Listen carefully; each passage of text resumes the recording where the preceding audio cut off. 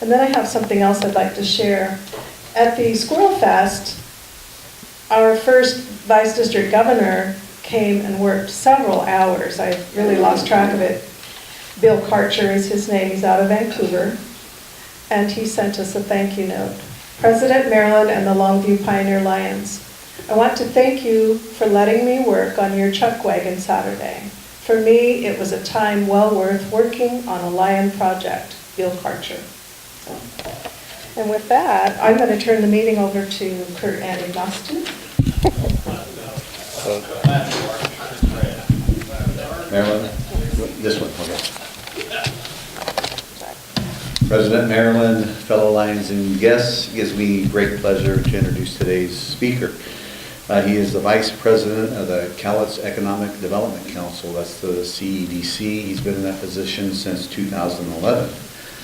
He works directly with Cowlitz County industrial and manufacturing firms to provide a variety of incentives for workforce training, tax incentives, permitting business, recruitment, retention, and growth. He retired from Northwest National Gas as Director of Business Development in 2006 after 26 years. In 2007, he joined the Port of Camas, Washougal as Director of Planning and Development, where he managed development, acquisitions, leases for the Port's Industrial Park properties and General Aviation Airport for 3.5 years. He's a Pacific Northwest native. He's married with 2 children, has served on many boards and community organizations, and would you give a warm welcome to Scot Walstra.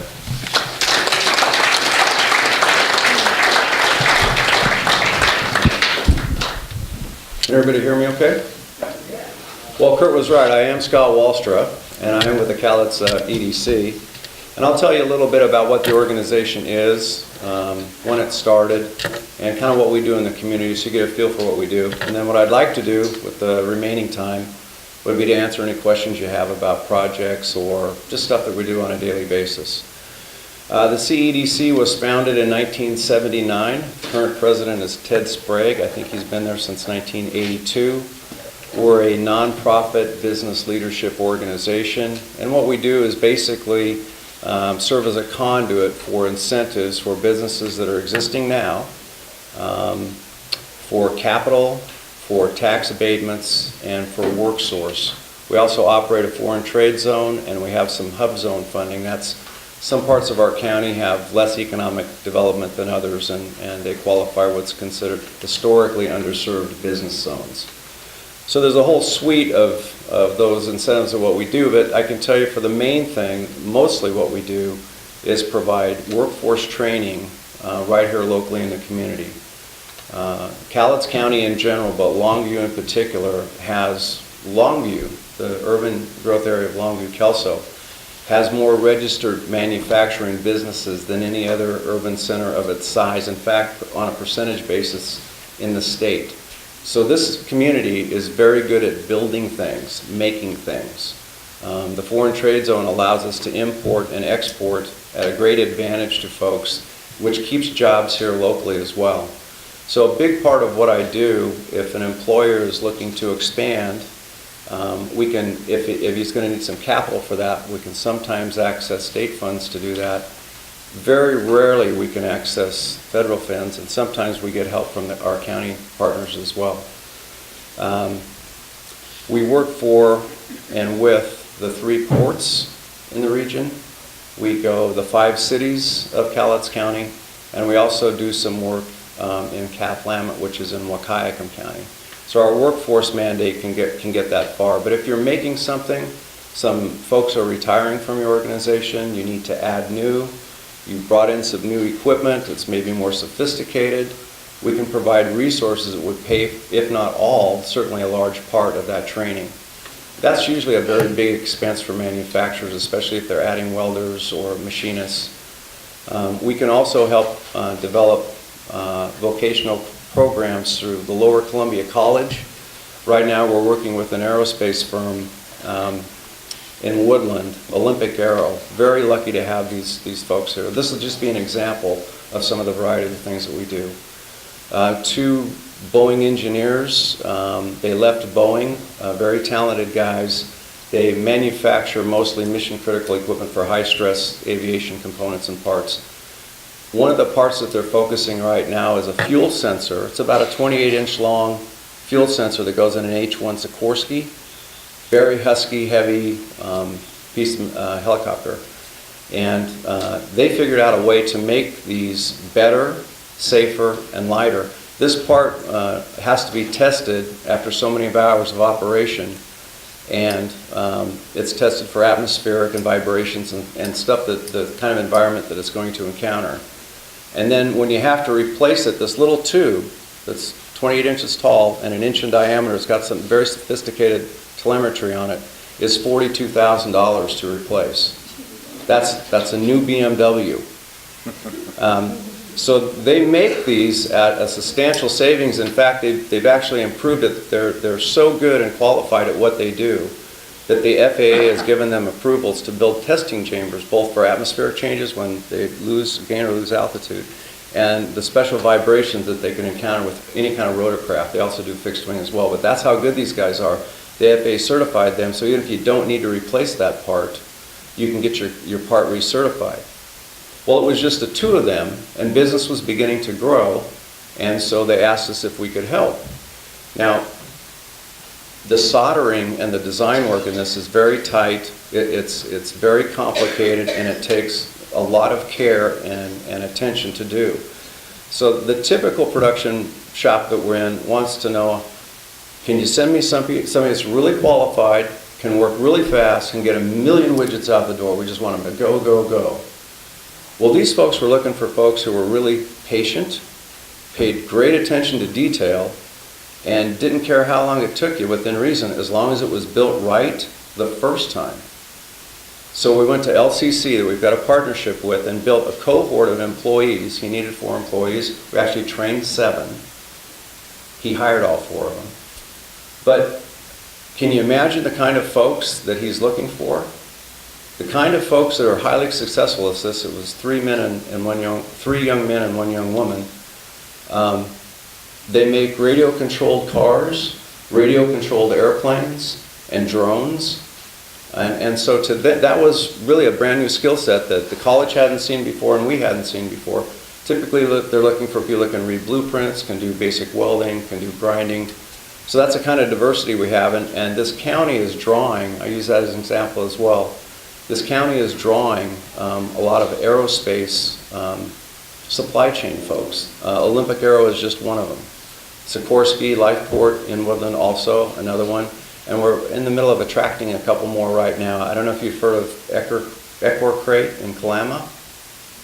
Ecor Crate in Kalama, they do specialized packaging. They have a laminated wood product, laminated cardboard product that's a third to a quarter of the weight of a wood pallet or wood box, and yet it's waterproof, it's very strong, and when you're done using it, it folds up into just a small little area. Since most shipping is based on the pound, the weight of the shipping, a third savings in the shipping materials themselves it can be quite substantial. And they have a contract right now to build specialized boxes for Boeing. They're from Salem, Oregon. They moved up here because the business environment is friendly here. Most of the boxes they're building now are for the wing tips that you're seeing on the ends of 737s. You'll see them actually going above the wing and below the wing. That fools the aerodynamics of the plane of thinking that it's got longer wings than it really does, which allows more of them to fit in an airport. But that's a company that found the ready-made supplies that they needed right here. Cardboard products and wood products in general is a great place if you're kind of in the specialized cardboard business. So they moved their business from Salem to here. They employ about 30 people. They should grow to 60 by the end of the year. All part of that aerospace supply chain. Any sort of, we work with cabinet shops. We do any sort of program or work that you do at your shop or your business. We can help train or at least find the dollars to pay for, if not all, but substantially all of that.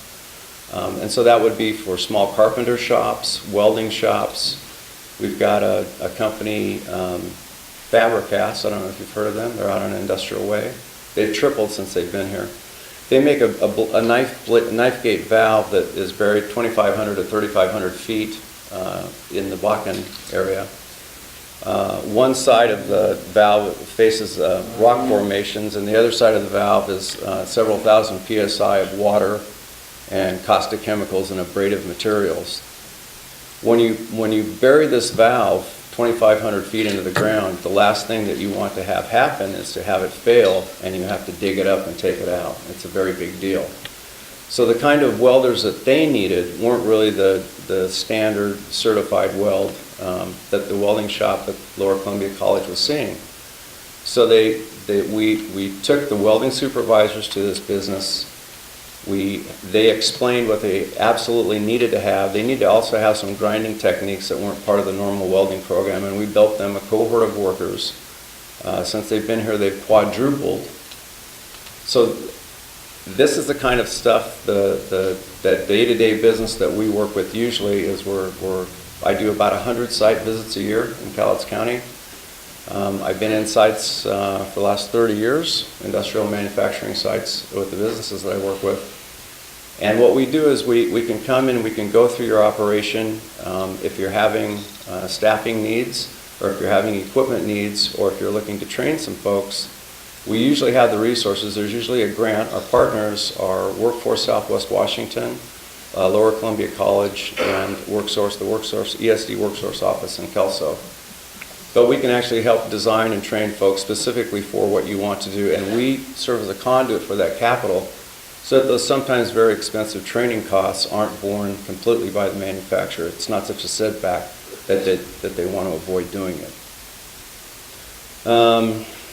That's kind of in a nutshell what we do. The Governor's Fund sometimes is available to us. That can be up to $2 million. I will say that for the most part, the Puget Sound area absorbs those money, although I was up in Olympia probably a dozen times in 2015 trying to get pieces of that money to be used down here.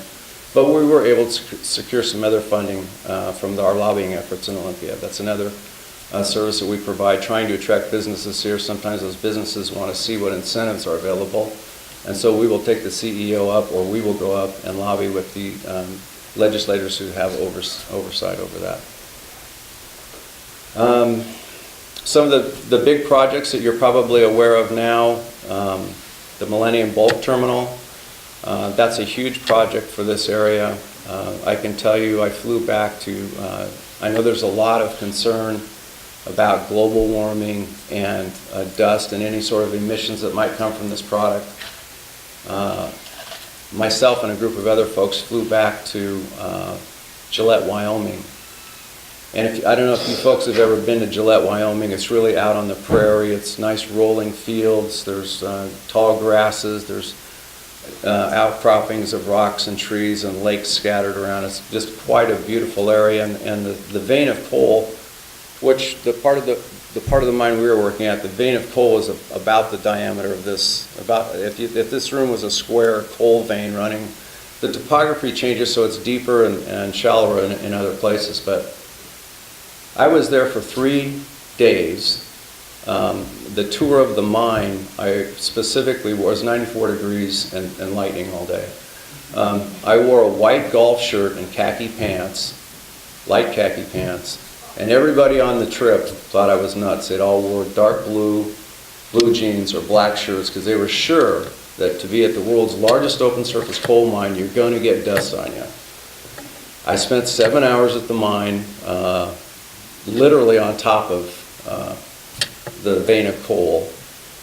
We went out to see the conveyor processes. They convey this stuff miles and miles out across the land. And by the way, after we'd been driving for about 40 minutes over these beautiful rolling lands, the driver explained to us that that was the coal mine 4 years ago.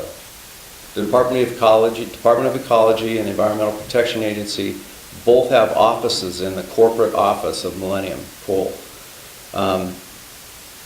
So 7 hours in the coal mine with about a 30-mile-an-hour wind on a 94-degree day. I had zero dust on me at the end of the day. I went to where they loaded the cars, 1-inch thick visqueen comes down over the top. It's on a bridge work so that the fans suck the coal dust from down below, goes back up into the hoppers.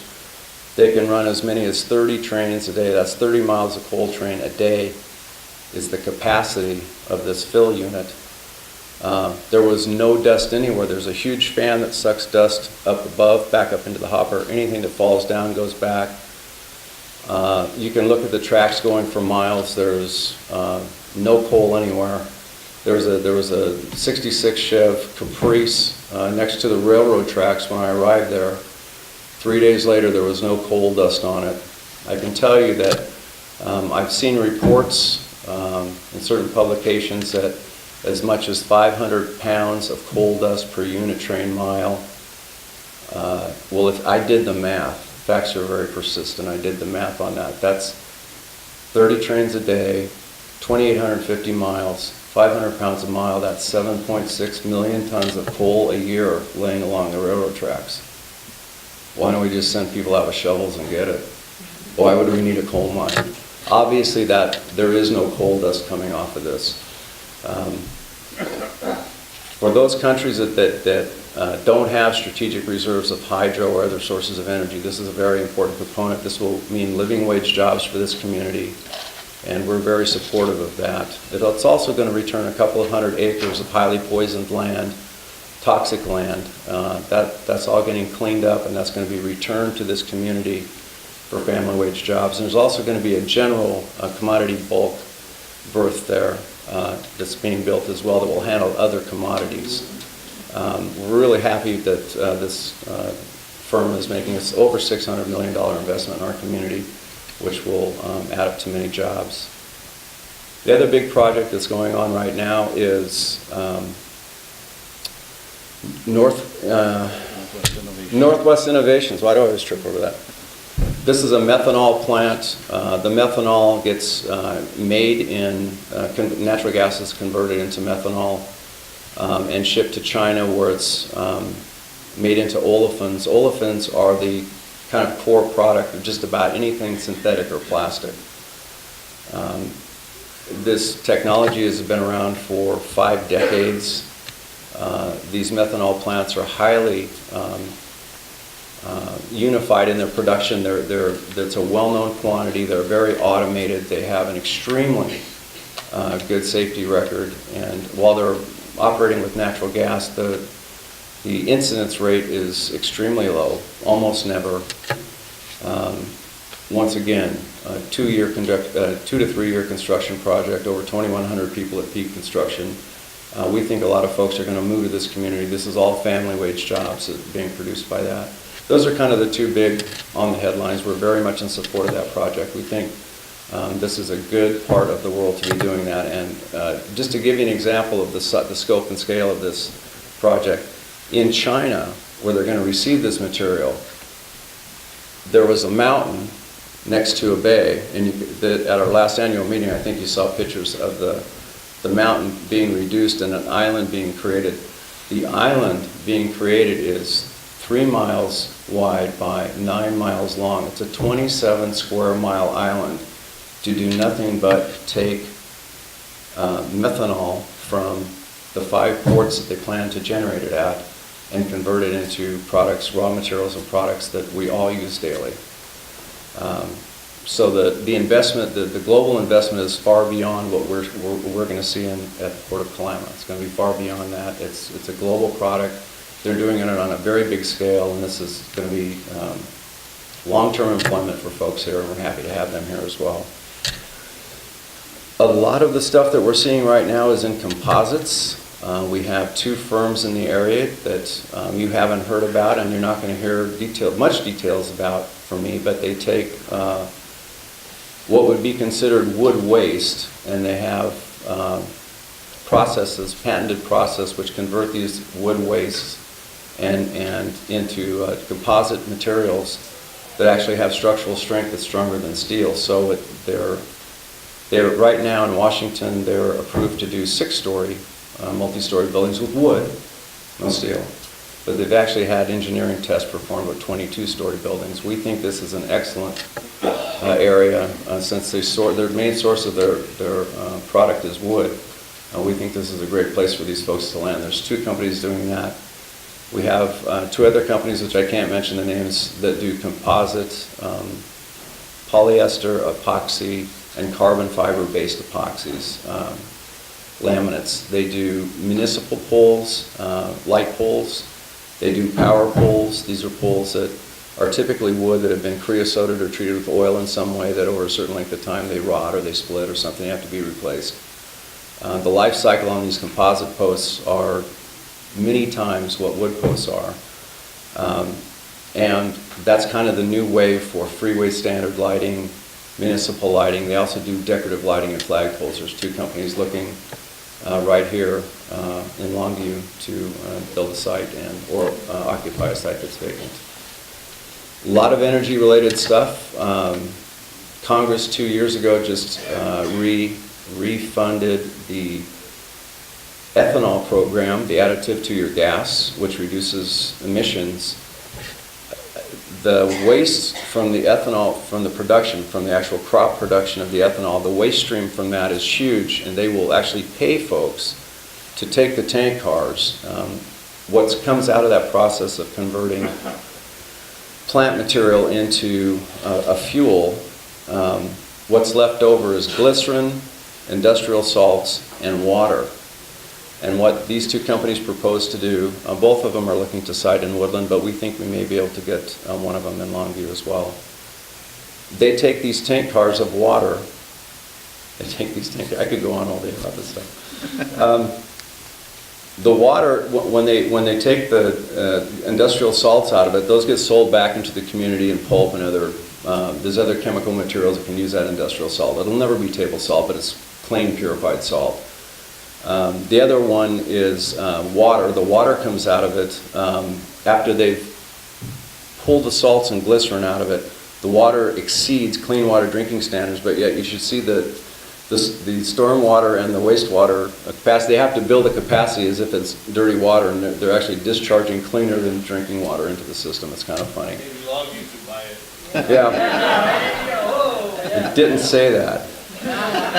And then the glycerin is an inert product that's used in paints and cosmetics and food and just about anything you can think of. It doesn't freeze until minus 170, I think, and it doesn't vaporize unless it's over 370 degrees. So a very stable, inert kind of a product. There's two refinery organizations in town that are looking to do that refining process here. That's just a fraction of the stuff. Have I got time for a few questions? I could talk all day about the stuff we got going on. That's just kind of a smattering. Yes? 3 minutes. If the Chinese can relocate a mountain or part of a mountain and make an island out of it, 3 miles wide, 9 miles long, and all sorts of products, and still afford to take ethanol from here, have it delivered over there, and make all kinds of products, why would it be cheaper? Or advantageous to some of those companies who want to make all those products? Well, that's a pretty complicated question with many facets, but I can tell you, having been in the gas business, being a member of the gas utility for 26 years, the gas that's available in the United States is very clean. It's got a very high BTU content without much cleaning necessary at all. The gas that's available to mainland China, right now Russia just signed a deal with them for a 40-year supply, and I'd be a little bit nervous about that if I were you.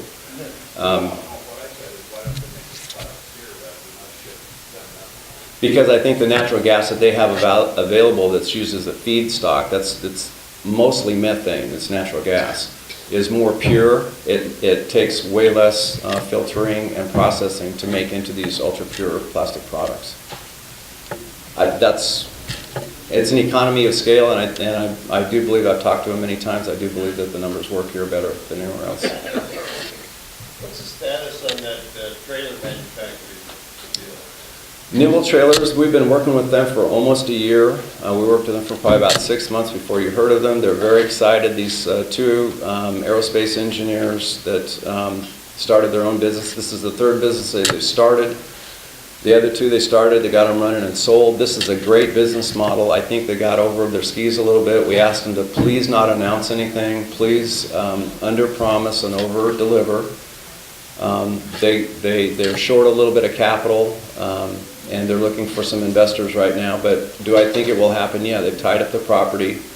They sourced the frame and siding material for the actual boxes, not the chassis, from China. And when they were making these in Denver, they had to get them from the West Coast to Denver. So from an economy of scale, this is a better place to do that. They can just take them right off the ship, and it just saves a ton of money. And they've got letters of intent from Costco,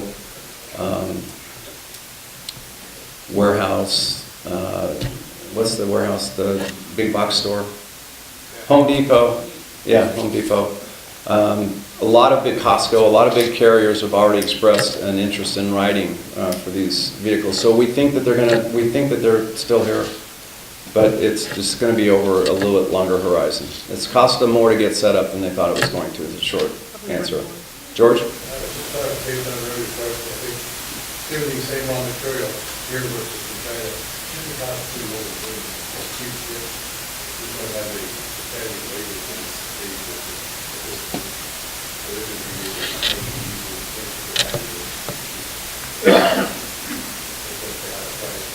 having the raw material here, there is an opportunity to develop. Since we tied in the line to the east from about the Coos Bay area, we're now tied all the way across the United States with gas. There's plenty of gas now. In the past, these proposals would have never gone. You guys are a great group. I've never been to a Lions meeting before. You guys are a really fun group, and I thank you very much for having me.